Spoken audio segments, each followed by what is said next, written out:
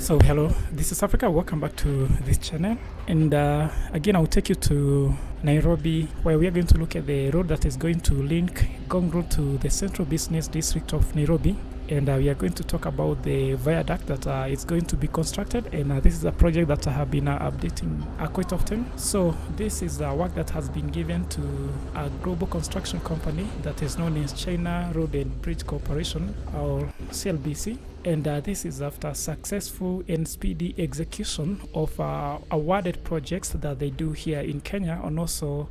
around very many countries. So guys, for those of you who have been following my YouTube channel and they have been seeing all the updates that I have been doing for this particular project, they notice that the road project is going to include the upgrade of the feeder roads, which are going to be located along the road jurisdiction, and see the construction of a viaduct that will elevate above the existing highway. And we are talking about mainly the Haile Selassie Avenue, and that is coming from the upper hill, and also the Kenyatta Avenue. And guys,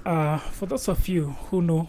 who may be asking why is this particular project being constructed on this side where there are existing highways, the short answer will be this is probably because of the multinational companies that have set their offices along those areas, and therefore there is a need to eliminate the traffic jam that is being experienced along these highways. And we are talking about Haile Selassie Avenue and Kenyatta Avenue. So when you talk about this company CRBC, remember this is the same company that is working on certain projects like the Nairobi Expressway and also the Nairobi Western Bypass. And remember, this is the China-based construction firm that has also successfully completed other projects such as the construction of Road A109, and also they are the same company that have completed the construction of Standard Gauge Railway, and which is the biggest project in Kenya since the independence. And don't forget also that they are the very same company that have worked on the Nairobi Southern and